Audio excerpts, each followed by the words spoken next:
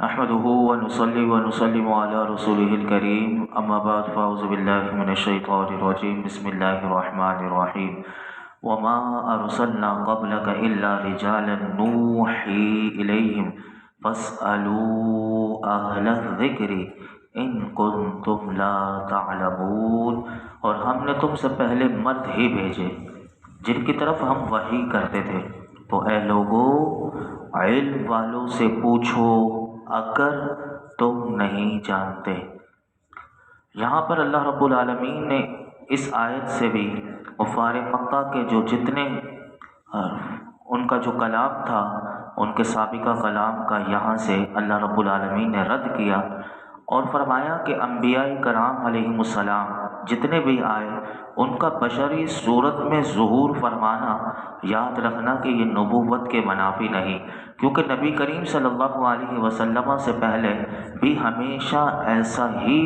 ہوتا رہا ہے کہ اللہ رب العالمین نے کسی قوم کی طرف فرشتے کو رسول بنا کر نہیں بھیجا،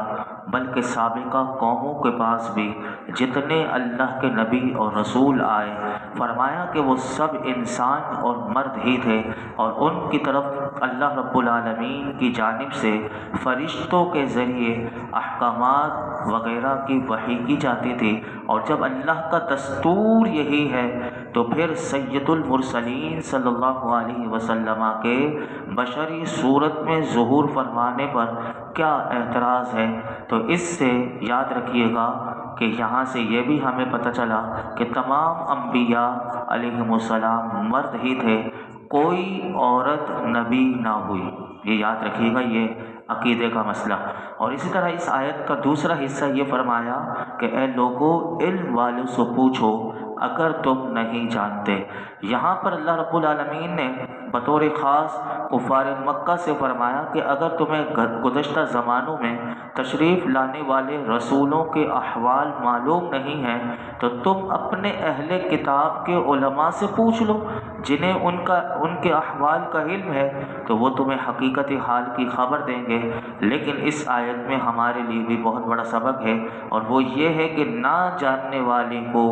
جاننے والے سے پوچھنے کا حکم دیا گیا، کیونکہ نا واقف کے پاس اس کے علاوہ اور کوئی چارہ ہی نہیں کہ وہ واقف یعنی جو جاننے والا ہے اس سے دریافت کرے۔ اور جہالت کے مرض کا علاج یہی ہے کہ بندہ عالم سے سوال کرے، اور جو عالم اس کا بات بتا دے صحیح اس پر عمل کرے۔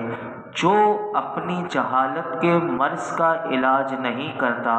یاد رکھیے گا وہ دنیا اور آخرت میں بہت بڑا نقصان اٹھاتا ہے۔ آج ہمارے معاشرے میں جاہل رہنا یعنی نہ سیکھنا یہ بہت لوگوں نے عام ہوتا چلا جا رہا ہے۔ میں صرف 3 نقصان آپ کے سامنے رکھ دیتا ہوں، ورنہ اس کے اتنے نقصانات ہیں کہ جب شرعی معلومات علماء سے نہیں لی جاتی، مفتیان کرام کے پاس نہیں جایا جاتا، تو اس کی تو ایک طویل فہرست ہے، لیکن 3 میں ہی آپ کو بہت کچھ پتہ چل جائے گا۔ پہلا نقصان سنیے۔ نمبر 1، ایمان جو ہے یہ سب سے اہم ترین چیز ہے، جس پر بندے کی اخروی نجات کا دار و مدار ہے۔ اور ایمان صحیح ہونے کے لیے سب سے پہلی چیز ہے وہ عقائد کا درست ہونا ضروری ہے۔ لہذا صحیح اسلامی عقائد سے معلومات ہونا یہ لازمی جزو ہے۔ اب جس عقائد کو سیکھنا چاہیے، صحیح عقائد کا علم حاصل کرنا چاہیے، اگر اس کی معلومات نہیں تو جس پر بندے کے ایمان کا درست ہونے کا دار و مدار ہے، اور وہ اپنی جہالت میں اور اپنے گمان میں یہ سمجھ رہا ہوتا ہے کہ میرا ایمان صحیح ہے، لیکن حقیقت اس کے برعکس بھی ہو سکتی ہے، اور اگر حقیقت برعکس ہوئی تو حالت کفر میں مر گیا تو یاد رکھیے آخرت میں ہمیشہ کے لیے اس کو جہنم میں رہنا پڑے گا اور اس کے عذابات سہنے پڑیں گے۔ یہ سب سے بڑا نقصان ہے کہ جب نہیں سیکھا جاتا۔ دوسرا نقصان، فرض، واجب اور دیگر عبادات کو شرعی طور پر شرعی طریقے سے ادا کرنا یہ ہمارے لیے لازمی اور ضروری ہے۔ اس کے لیے ان کے شرعی طریقے کی معلومات حاصل کرنا ضروری ہوا۔ اب جسے عبادات کے شرعی طریقے اور اس سے متعلق دیگر ضروری چیزوں کا علم کی معلومات نہ ہو اور وہ زحمت بھی نہیں کرتا، اس کے ماں باپ نے بچپن سے اس کو یہ تربیت بھی نہیں دی، یا وہ علماء سے صرف دور ہی رہتا ہے، وہ علم کی مجلس میں آنا بھی نہیں چاہتا اور سیکھنا بھی نہیں چاہتا، تو بتائیے کہ ایسے شخص کے لیے کتنا بڑا نقصان ہوگا۔ اس کو علماء نے لکھا کہ جیسے نماز کے صحیح ہونے کے لیے طہارت کا ہونا ایک یہ بنیادی شرط ہے، اب کسی کو یہی نہ پتہ ہو کہ نماز صحیح ہونے کے لیے بنیادی شرط پہلے طہارت ہے، اب اس کی صحیح معلومات اس کو نہیں ہے، یہاں تک کہ وہ برسوں سے 50 سال سے بھی تہجد بھی پڑھ رہا ہو لیکن اسے یہ نہیں پتہ کہ طہارت ہوتی کیا ہے، اس کے مسائل کا نہیں پتہ، تو یہاں تک علماء نے لکھا کہ وہ برسوں سے اگر تہجد کی بھی نماز پڑھ رہا ہو اور پابندی کے ساتھ 5 وقت کی نمازیں بھی باجماعت پڑھتا ہو، نوافل بھی پڑھتا ہو، تو فرمایا کہ اس کی تمام عبادت برباد ہو جائے گی اور وہ ثواب سے محروم رہے گا، اور وہ یہ سمجھ رہا ہوگا کہ میں نے تو بہت اچھا نیکیاں کی، تو یہ نہ سیکھنے کی وجہ سے یہ قرآن نے بتایا۔ تیسرا نقصان سنیے، کاروباری،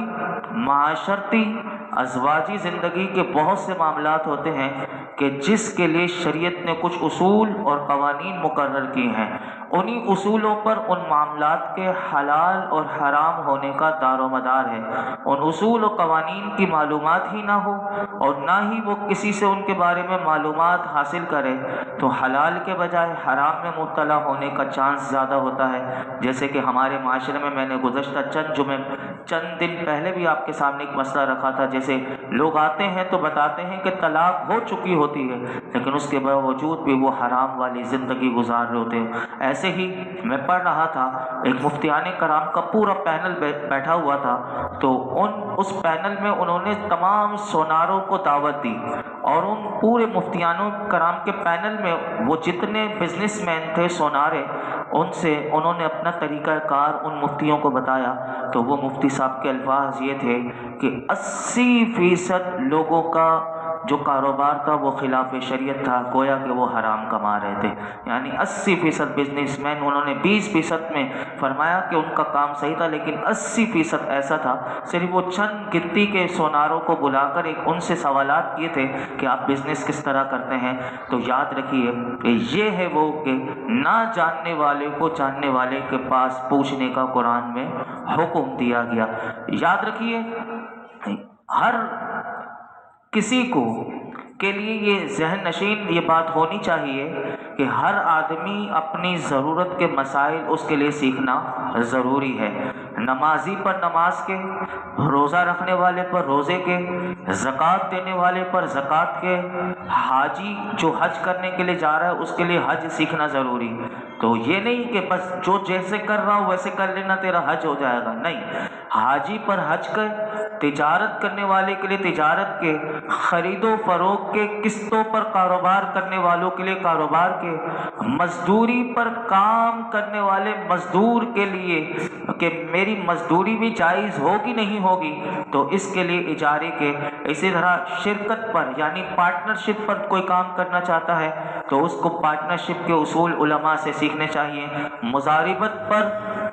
کام کرنے والے، اب یہ مضاربت یہ ہوتی ہے کہ اس میں مال ایک کا ہوتا ہے، کام دوسرا کرتا ہے، تو اس میں اس کو پتہ ہونا چاہیے۔ اسی طرح طلاق دینے والے پر طلاق کر، میت کے کفن دفن کرنے والے پر میت کے تمام مسائل سیکھنا، مساجد، مدارس، یتیم خانے، ویلفیئرز چلانے والوں کے لیے، ان کے متولیوں کے لیے، کیونکہ وہ وقف کی جگہیں ان کے پاس آتی ہیں، چندے کے مسائل ہوتے ہیں، وہ سیکھنا ضروری۔ اور اسی طرح پولیس، بجلی سپلائی وہ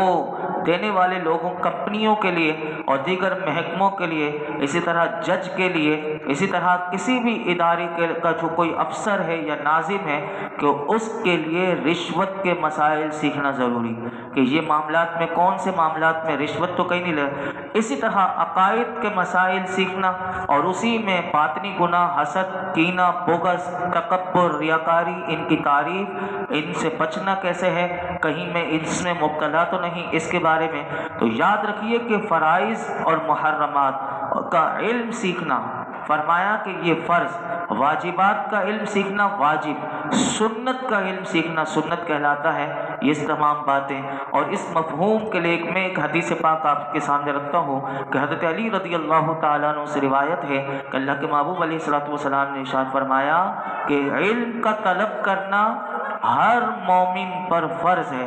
نماز اور روزہ اور حرام اور حدود اور احکام کے جاننے کا۔ تو اس حدیث پاک کی شرح کرتے ہوئے خطیب بغدادی رحمۃ اللہ علیہ فرماتے ہیں کہ نبی کریم صلی اللہ علیہ وسلم کے اس فرمان کا مطلب کہ علم کا حاصل کرنا ہر مسلمان پر فرض ہے، اس کا معنی یہ ہے کہ ہر شخص پر فرض ہے کہ وہ اپنی موجودہ حالت کو دیکھے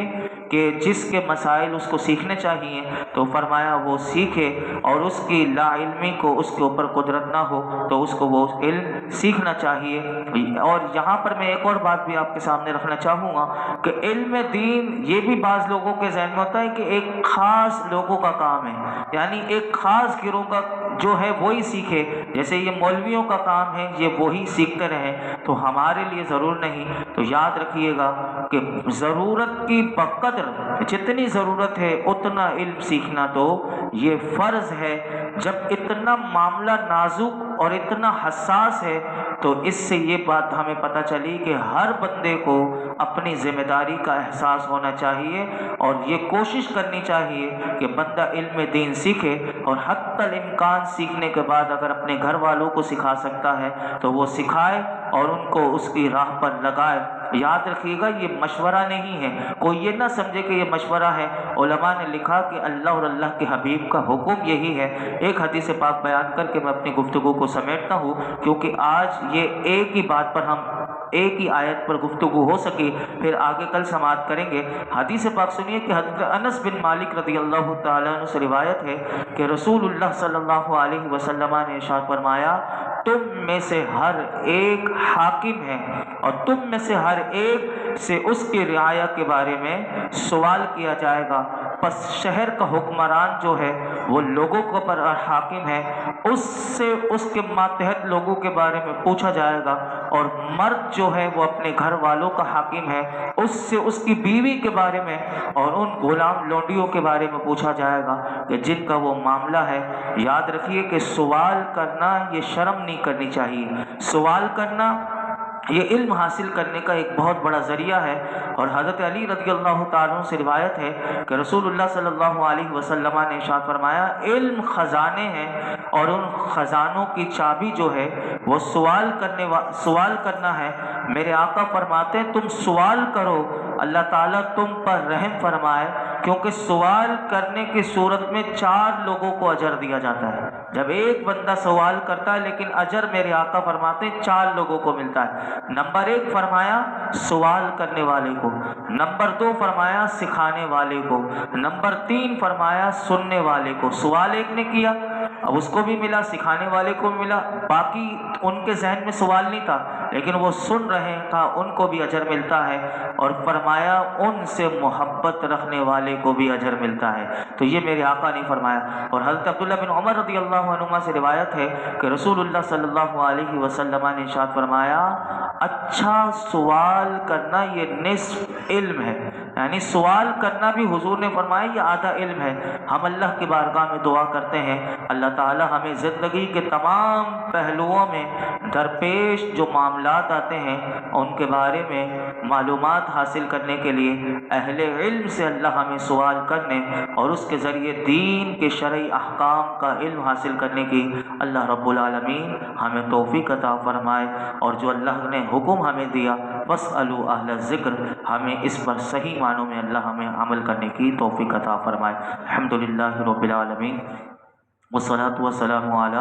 سید الانبیاء والمرسلین وعلی آلہ واصحابہ اجمعین۔ اللہ پاک جو کچھ ہم نے سنایا اس میں کوئی غلطی کوتاہی ہو معاف فرما، اپنی بارگاہ میں قبول فرما، اور رب کریم ہم سب کو علم نافع عطا فرما۔ اللہ ہمیں علم نافع عطا فرما۔ مولا کریم ہم قرآن کا علم سیکھنے کے لیے یہاں روز جمع ہوتے ہیں، میرے مولا ہمیں قرآن کا فیضان عطا فرما، یا اللہ قرآن حکیم کا فیضان عطا فرما، اس کی صحیح سمجھ عطا فرما، ہمارے لیے سمجھنا سمجھانا آسان کر دے، عمل کرنا آسان کر دے، ہمارے سینے کو علم کے لیے کشادہ کر دے، ہمارے حافظوں کو قوی کر دے، ہم سب کو باعمل بااخلاق باحیا باکردار بنا دے۔ اللہ یہ جتنے حاضرین موجود ہیں میرے مولا درس قرآن کی برکت سے ان میں بہت سارے پریشان ہیں، اللہ ان کی پریشانیاں دور کر دے، بے روزگاروں کو اچھا روزگار دے دے، بیماروں کو شفا دے دے، قرض داروں کے قرض اتر جائیں۔ اللہ ہمارے رزق دسترخوان کو وسعت دے دے،